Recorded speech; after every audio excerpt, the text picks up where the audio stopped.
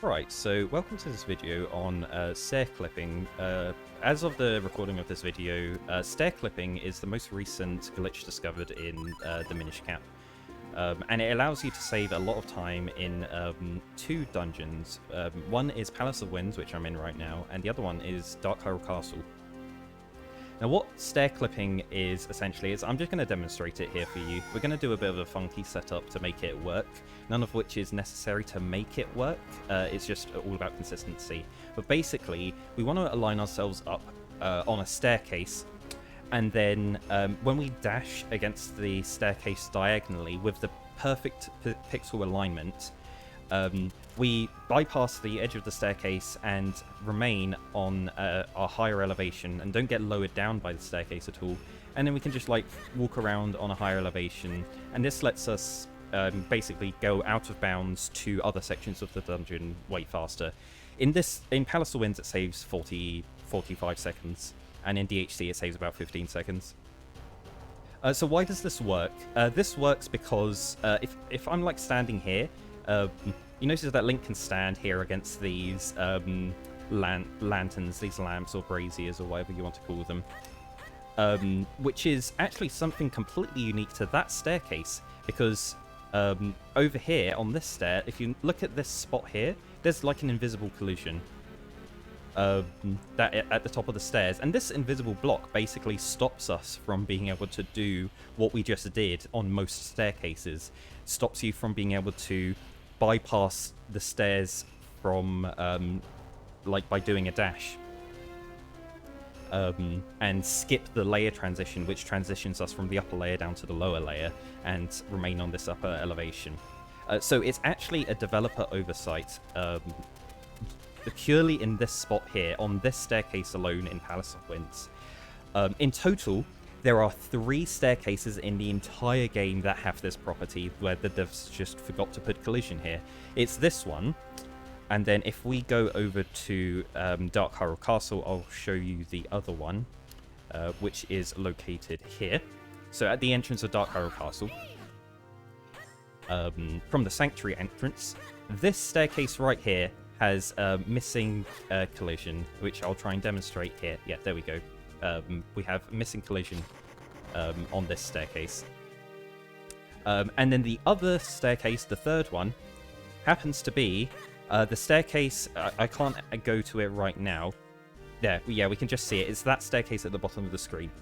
And unfortunately, that one at the bottom of the screen, we haven't actually figured out a way of lining up Link to be able to do a clip that will work. We've tried a bunch of different setups, but we haven't had much motivation to do it anyway in the first place, because it's completely useless if we do it there. The area that we're allowed to move around in there is really restrictive, and it's just like you can't go to any other rooms. You're just locked into a tiny little area there, so it's completely pointless to do it there.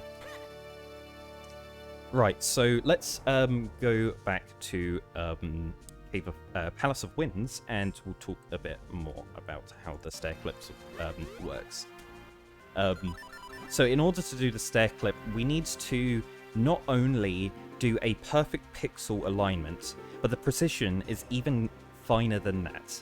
It's actually not just not pixel perfect, but it's so small that we have to pay attention to what subpixels are in order to get these clips consistently.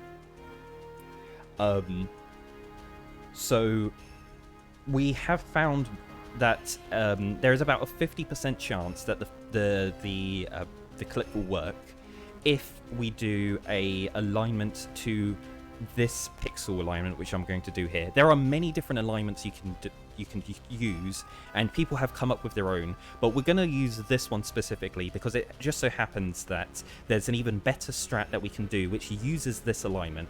So just starting out, when you first learn stair clipping, you want to learn how to do this. So the alignment is, you hold out the bow, and then you look at the tip of the bow, and we want to align the tip of the bow into this pixel right here. So the tip of the arrow is touching the black of the edge of the lantern, and there is one visible yellow pixel in between the arrow, the top step of the staircase, and the lamp. That's how I like to align it up. And then when you, once you pulled out the bow like this, you'll be holding your bow, but you can cancel it with the boots, like that. And then this is the alignment that you want to be. And then from here, you start charging the boots, and as soon as you start charging the boots, you then press right. You don't want to press right too early before the boots, but you have a decent period of time to start holding right as soon as you press the boots. So press boots, hold right, and it didn't go through that time. And why didn't it work that time? It's because our subpixels weren't in the correct alignment. And basically, there's not much we can do to know exactly what our subpixels are going to be when we just come up to this point and try it. So it's basically going to be a coin flip each time. So also, when we do a bonk like that, it appropriately shuffles the subpixels that the next time you do it, it's also going to be a 50% chance, so, which means that you can just do the alignment again and give it another go. Does that work? No. Right, we'll try again. Is this going to work? Nope. Really good coin tosses we're getting here. Nope. I swear it's 50-50, trust me. Yeah, so you may be looking at this and it's like, oh no, this is an awful trick. And yes, if you are going for this 50-50 each time, it's going to be rough. Let me just get this one time before I move on to the more consistent way of doing this. Oh my god. If I don't get it this time, I think I'm going to give up. Yeah, okay. I guarantee that alignment does work every time with this setup. So if you, on the left-hand side of the screen, I have data values up to show the what Link's X and Y coordinates are, what layer he's on, so you can see up here we're on layer 2, the transition layer is layer 3, and then when we go down to the bottom we're on layer 1. And yeah, so the thing we want to look at is the subpixel value. We don't need to know exactly what the subpixel value is specifically, but knowing generally what the value is going to be super important.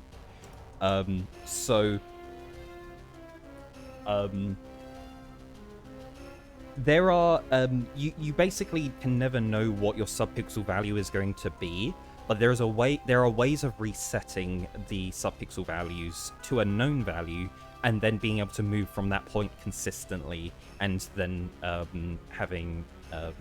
knowing exactly what your subpixel is going to be.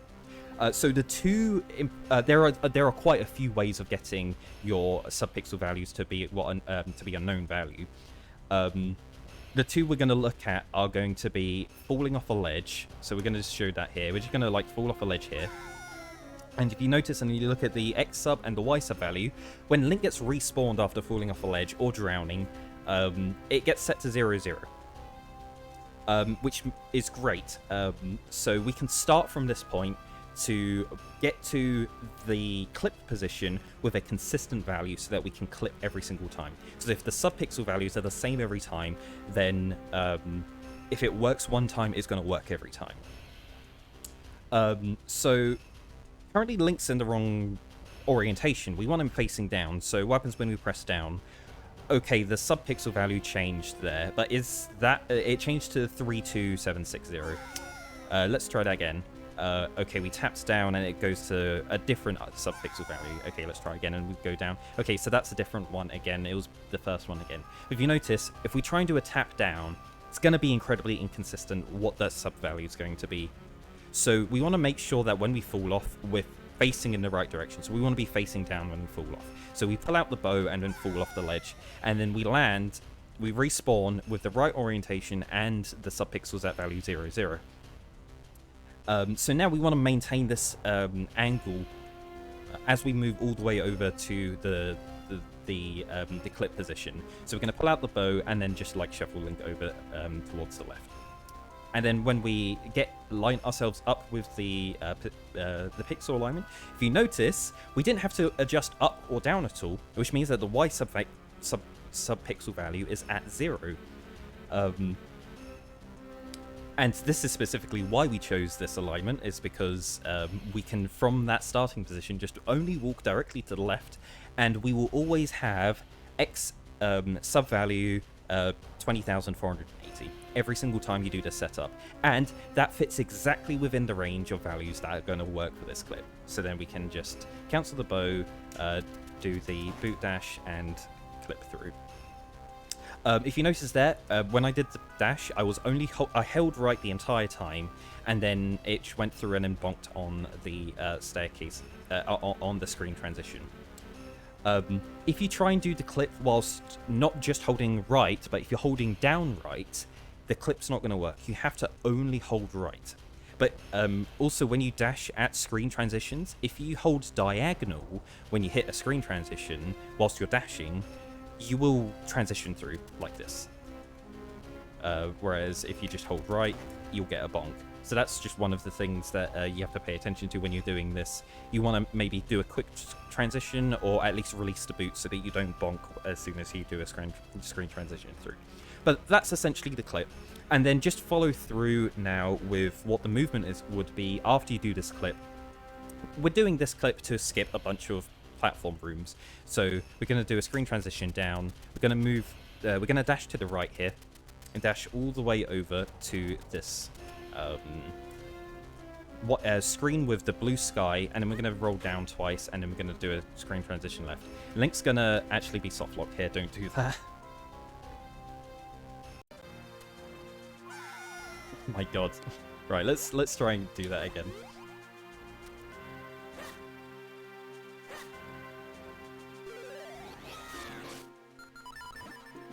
So this is what it would look like in full motion. So we pull out like the bow here, and then we pull off here. We'd hold out the bow and move over to the left, do our alignment, do the clip, screen transition, dash right. We want to drift down a little bit,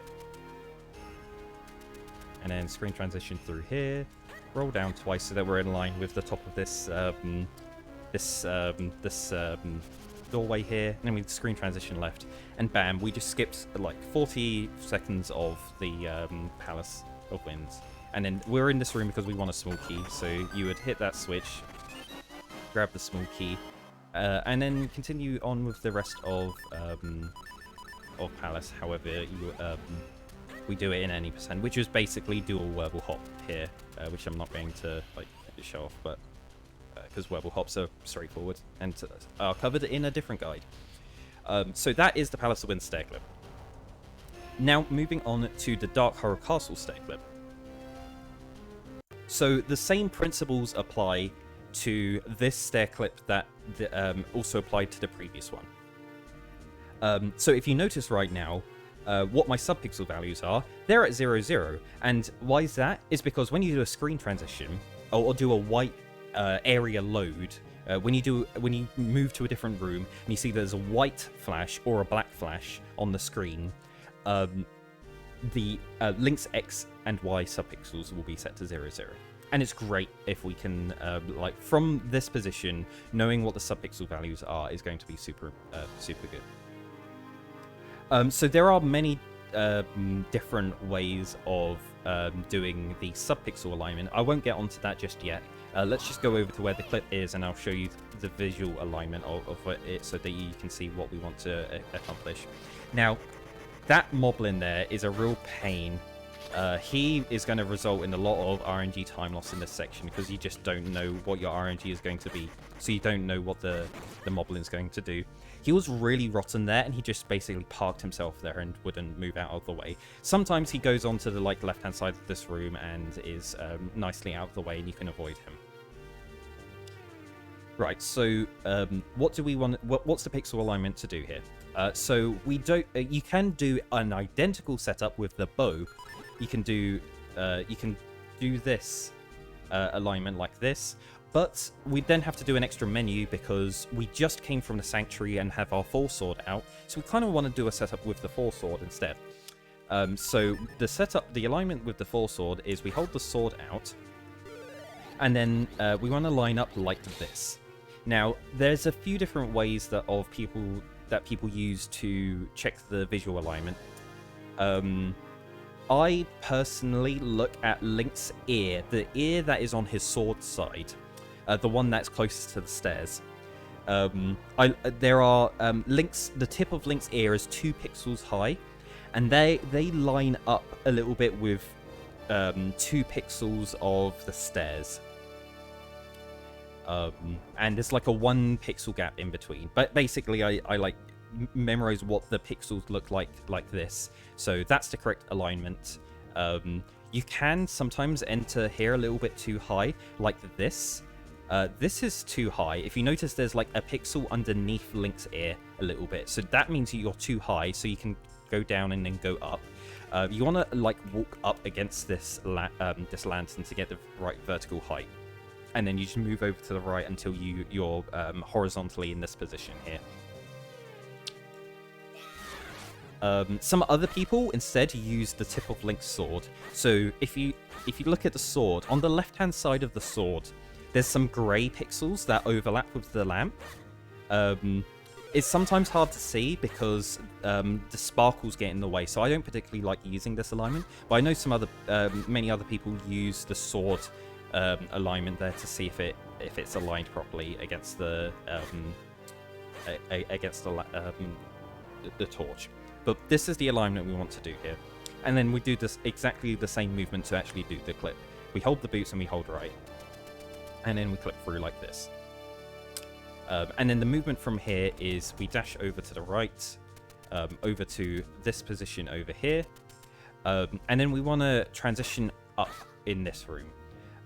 And there's a little, basically when we do this transition, there's going to be this block here, which is going to extend out to the left. And we're going to get stuck inside of that block with about 50% chance. Like, we can do a roll or try and YOLO it. But there is an alignment that we can do that makes it consistent what we're always going to go through. And how we do that is, if you notice this position here, there's an invisible block. We want to make use of this invisible block by holding Link's sword out roughly in this position. We roughly align ourselves with the braiding on the top of this green carpet here. We roughly align Link like that. We move to the right and see Link got pushed up there around that block. That's exactly what we want to get. We want to get Link moving to the right and then just slightly pushed up a pixel or two as he slides around the top of that. And then we just release the sword, ideally before we've charged up a full spin, and then just do a dash. And when we dash, we clip straight through. And then we can continue on with the rest of the dungeon, heading over here, and then up these stairs, and bam, we're at the entrance of the dungeon. Now, so the stair clip, again, just like with Palace, if we don't have a consistent subpixel setup, it's going to be a 50-50 coin toss, and we don't want that in runs. So what is the movement that we can do that is going to be consistent every single time? And that is going to be this, which I'm going to show here. So at the start of this room, we're going to hold diagonal down left during the screen transition. So from this room, we screen transition down and hold down left. And we walk until we hit the Eslo trigger. And then we mash through the Eslo trigger. And then we're in this position here. This is always consistent if you're holding down left during the transition. And then don't let go of down left until you're in the middle of the Eslo trigger. And then from this position, we walk down to roughly halfway along the carpet. It doesn't actually matter exactly what position we stop at, because this is actually really lenient, and it turns out that tons of the pixels there, nearly all of those pixels that you can line up if you stop somewhere here in the middle, so like you can be a pixel up or down, or basically anywhere along there, is going to work. So from this position, we stop, we pull out the sword, and we start moving over to the left. And this, we start looking at the Moblin. The Moblin gave us really bad luck there. So we wait for him to move out of the way, line up like that, and then flip through. Unfortunately, it didn't work that time.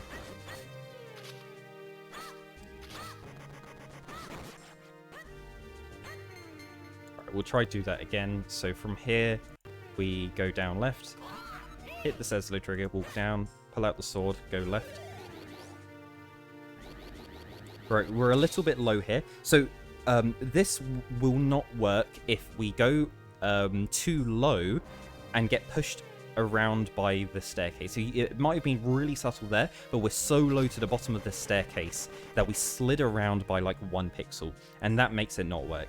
And also, if we stop too high, we're going to see there we slid around the stairs. We actually want to try and hit the stairs like head on, which means that we want to be aligned pretty much here. This is roughly the alignment that we want to be after we do the slow trigger. So let's try and hit that. So like there, that's pretty much smack bang where we want to be. Go up to here, go up, go to the alignment there, and then go down right, and we click through. And with practice, that gets really consistent. And then from here, we go like that, get pushed up a little bit, go up right back like that, and then just dash down. And we hit the corner of that doorway. Didn't get the right luck to get through that time, but that's the DHC Stairclip. Some other people have other setups as well. I think it's Semi showed one, which is you hold diagonal all the way through here until you hit this corner, and then you do a boot bonk, and then you do this. I always get super bad RNG on this moblin if I do that pattern. It gives the moblin just enough time to get in the way. I did some sword slashes there to change the RNG a bit, and then we stop like... Oh wait, no, I'm doing the wrong thing. Yeah, do the bunch of sword slashes to get the RNG to change. I don't think I messed... I don't know about my... when I did the diagonal input there. Might have ruined it a little bit. Right, then that... Yeah, okay, it worked. Yeah, so that's Semi set up for that room. I feel more with the DHC one, it's going to be more personal preference as to what you feel is the more consistent way of doing this. You want to mess around with this a bit and see which setup you find is more consistent. And to be honest, a lot of it is going to be, when you first enter this room, judging where the moblin is in the room, and then making your actions based on where the moblin is. I can't go through exactly what the different patterns the moblin have right now, because it's still early days, and it's more of a feeling that you get with the moblin as well at this point. There's no like exact, if the moblin's in this area, then do this strat, if it's in that area, do that strat. Or we don't know what it is yet. This is still like the edge of our knowledge for this spec. That moblin is an RNG thing, and it's luck's gonna decide whether or not the moblin is going to lose you time or not at this point. But yeah, that's everything that we know about the Stairclips.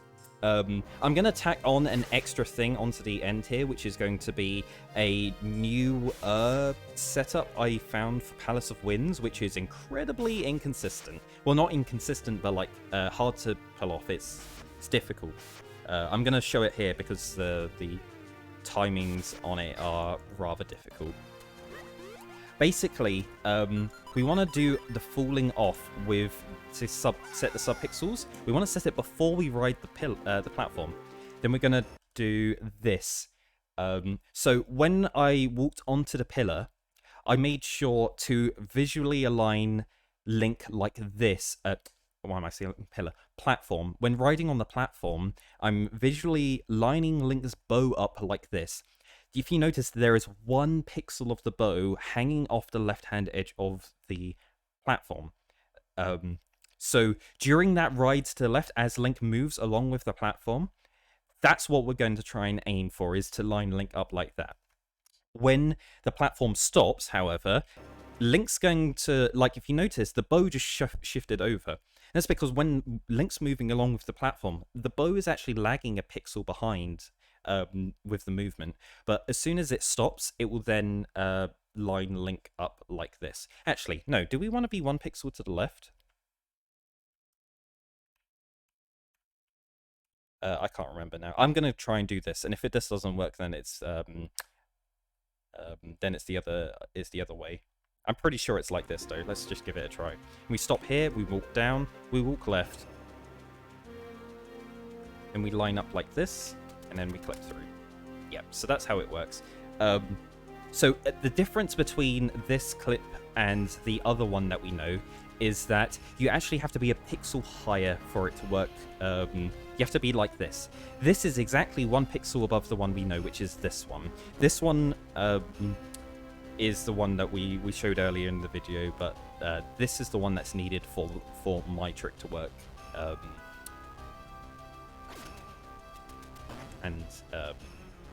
Yeah, unfortunately didn't work that time. But that position is also pretty much 50-50 whether or not it's going to work each time. So we're going to pull off. Going to align link like that, 1 pixel hanging off with the bow. Wait till it stops, move down, walk left. Go to here, walk up, that's the perfect alignment, dash right, and we'll clip through. So that is optimally slightly faster. But yeah, the difficult part about it is getting that pixel alignment whilst you're riding the platform. And that's what makes it harder, is you have to do it on the fly, and you have a finite amount of time to do that pixel alignment. Whereas if you're doing it with the setup that we do here, you have all of the time in the world to set this up and take as long as you want. But yeah, that is it for me. That's all of the information we have on PoW Stairclip, and I hope that helps you out when you're doing your any% runs. So thank you for watching.